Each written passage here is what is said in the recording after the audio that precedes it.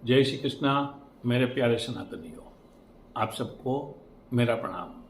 मैं नीलेश जोशी। आज मैं आपके साथ चुनाव के मुताबिक, अभी चुनाव प्रोग्राम थोड़ा डिक्लेयर हो गया है, चुनाव कमीशन ने कल डिक्लेयर कर दिया है, तो मैं थोड़ी चुनाव के मुताबिक, मैं तो कोई चुनावी पंडित भी नहीं हूँ, मेरे पास कोई क्वालिफिकेशन नहीं है, हिसाब समझिए ना। फिर भी मुझे लगा कि एक विषय बहुत महत्व का है जिसकी चर्चा करनी चाहिए, और मैं मेरे कैपेबिलिटी के अनुसार, मेरे ज्ञान के अनुसार, मेरे इन्फॉर्मेशन के अनुसार आपके साथ डिस्कस करूंगा।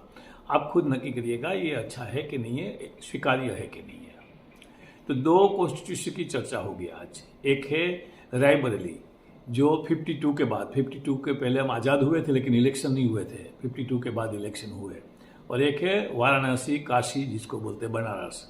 ठीक है, तो दोनों कॉन्स्टिट्यूंसी बहुत इंपॉर्टेंट है। क्यों इंपॉर्टेंट है कि रायबरेली को 52 के बाद आज तक, मतलब 2019 का लास्ट इलेक्शन हुआ था, तो 3 दफा छोड़ के बाकी गांधी परिवार के सभी सदस्यों ने, इंदिरा गांधी, राजीव गांधी, सोनिया गांधी और उनके परिवार के दूसरे लोग ने रिप्रेजेंट किया है।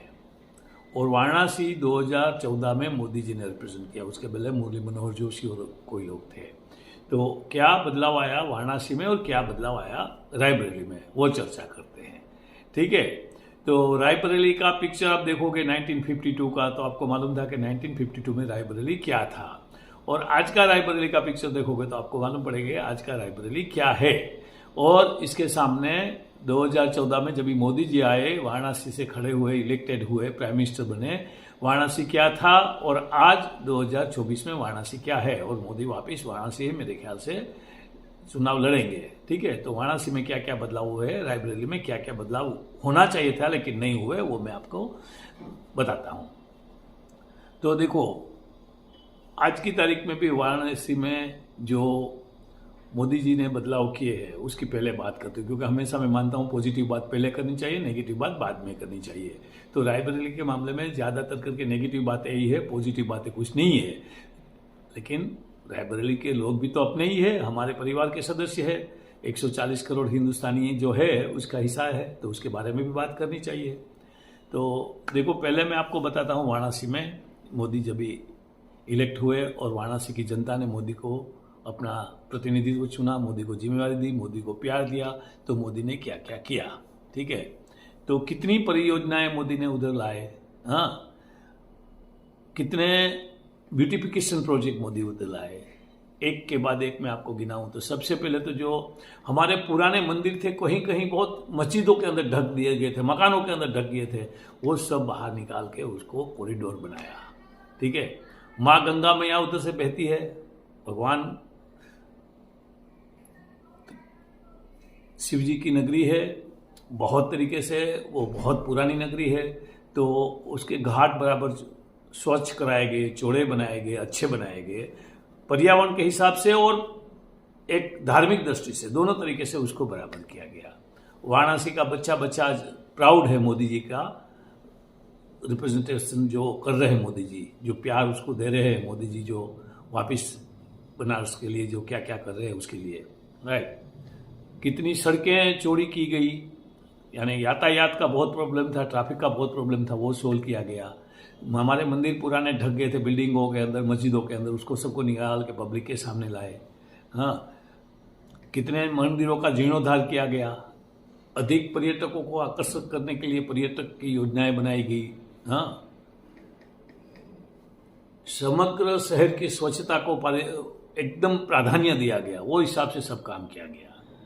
और कुल मिला के वाराणसी के सांसद के रूप में मोदी जी ने अपनी जिम्मेदारी बाखूबी निभाई, और उसकी साक्षी है कि 2014 में जितने वोट मिले थे उससे ज़्यादा 2019 में वोट मिले, और मुझे पक्का भरोसा है कि 2024 में उससे ज़्यादा मिलेंगे। अभी आते हैं रायबरेली के ऊपर।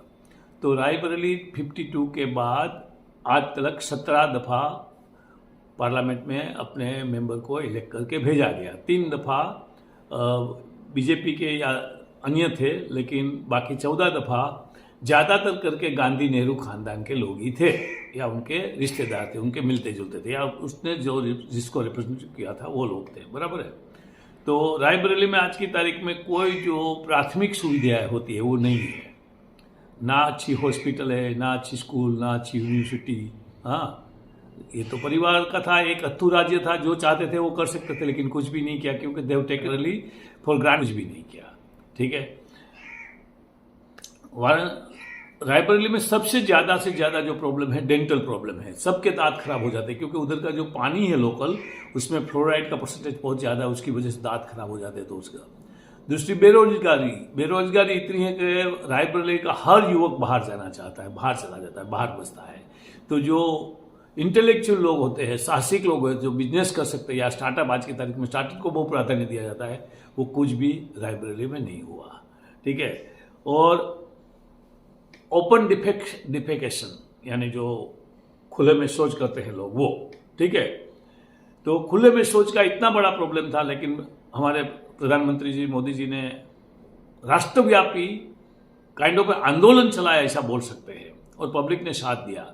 सब जगह में जितने ज़्यादा से ज़्यादा टॉयलेट बनाए गए और ज़्यादा से ज़्यादा जगहों में, शहरों में, गाँवों में, एरिया में ओपन डिफेकेशन यानी जो खुले में शौच करते थे वो ऑलमोस्ट लाइक निर्मूल हो गया है। टोटल 100% निर्मूल नहीं हुआ, लेकिन ज़्यादातर करके निर्मूल हो गया है।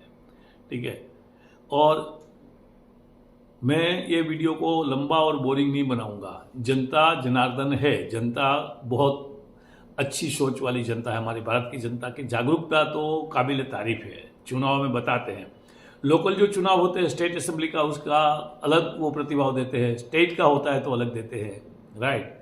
और मुझे लगता है ये दफ़ा जनता रिकॉर्ड मत दे के मोदी को 400 पार कराएगी, ये मेरा आशावाद है, मेरा पक्का मानना है। और मैं मानता हूं कि देंगे, जो जितना ज़्यादा वोट देंगे, जितनी ज़्यादा सीट देंगे, इतना मोदी जी ज़्यादा अच्छी तरह से काम कर सकेंगे। जैसे कि 2014 में मोदी जी 370 नहीं हटा पाए, लेकिन 2019 में आप लोग ने ज़्यादा सीट दी, ज़्यादा कॉन्फिडेंस दिखाया, तो मोदी जी ने 370 हटाया, 35 हटाया, अभी CA लेके आए, राइट। तो 2024 में आप जितने ज़्यादा सीट मोदी जी को देंगे, NDA को देंगे, BJP को देंगे, इतनी ज़्यादा तरीके से मोदी जी और उनकी गवर्नमेंट काम कर पाएगी। मैं मित्रों आपको 2-3 बातें बता देता हूँ अलग अलग से। बुलेट ट्रेन की कल्पना नहीं हो सकती थी, अभी बुलेट ट्रेन आ रही है। बड़े बड़े ज़्यादातर शहरों में, सब जगह में मेट्रो योजनाएं बन रही है। इंफ्रास्ट्रक्चर के प्रोजेक्ट में आज भारत में जितनी सड़कों का निर्माण हो रहा है और एक दिन में कितने किलोमीटर सड़कें बन रहा है, उसमें मेरे ख्याल से नितिन गडकरी जी ने रिकॉर्ड बना दिया हुआ है। और इंफ्रास्ट्रक्चर की वजह से ज़्यादा दूसरे प्रोजेक्ट काम कर रहे हैं, मेरा ऐसा मानना है। तो उसकी वजह से भारत का जो वृद्धि दर है वर्ल्ड में रिकॉर्ड है। पूरा वर्ल्ड आज समझो मंदी की ओर देख रहा है या मंदी की ओर घूर रहा है, उसकी जगह में हमारा भारत प्रोग्रेस कर रहा है, राइट। और भारत जल्द ही दुनिया की सबसे बड़ी तीसरी अर्थव्यवस्था बनेगी। और मेरा एक मानना है कि आप लोग मोदी जी को सुनिए, उसका विजन क्या है, मोदी जी की बात को ध्यान से सुनिए। मैं मोदी भक्त नहीं हूँ, मैं राष्ट्र भक्त हूँ। मेरे आदर्श चाणक्य और वीर सावरकर जी और सुभाष चंद्र बोस है। मोदी अच्छा काम कर रहे हैं, बहुत मोदी का धन्यवाद। मोदी को जो भी सपोर्ट चाहिए तन मन धन से देंगे, लेकिन मैं आपसे रिक्वेस्ट करता हूं कि आप भी समझिए, सोचिए, ये देश आपका है, किसी और का नहीं है। 500 रुपये में अपना मत बेचिए। उम्मीदवार को समझिए, पार्टी को समझिए, उसका विजन को समझिए, देश के लिए अच्छा क्या है। पहले हमारे देश में ऐसे बताया जाता था कि आप कोई लावारिस चीज देखें तो उसको हाथ नहीं लगाए, शायद हो सकता है उसमें बॉम्ब है। वो सूचना आज डिसअपीयर हो गई है।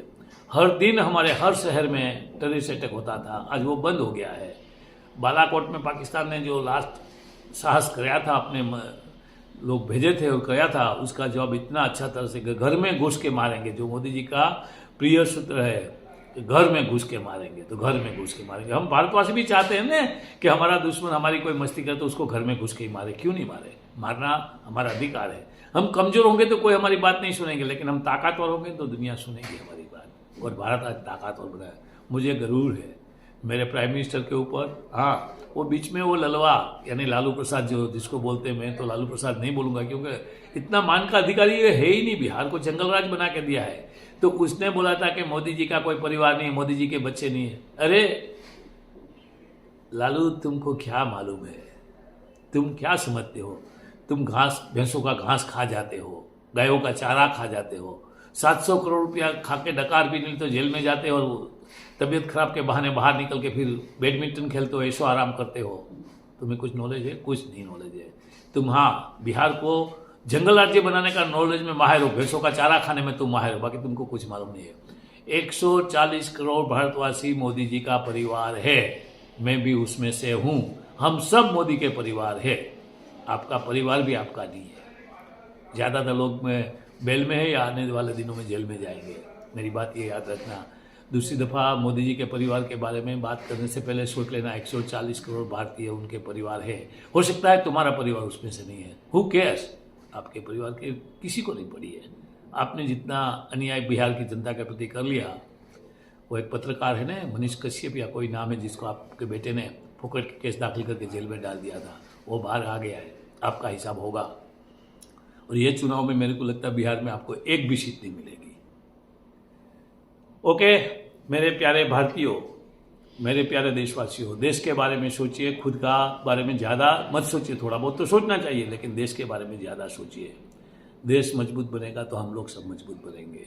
सोच समझ के वोट डालिए और जो देश के हित में काम करते हैं उसको वोट दीजिए। आपका धन्यवाद। जय श्री कृष्णा।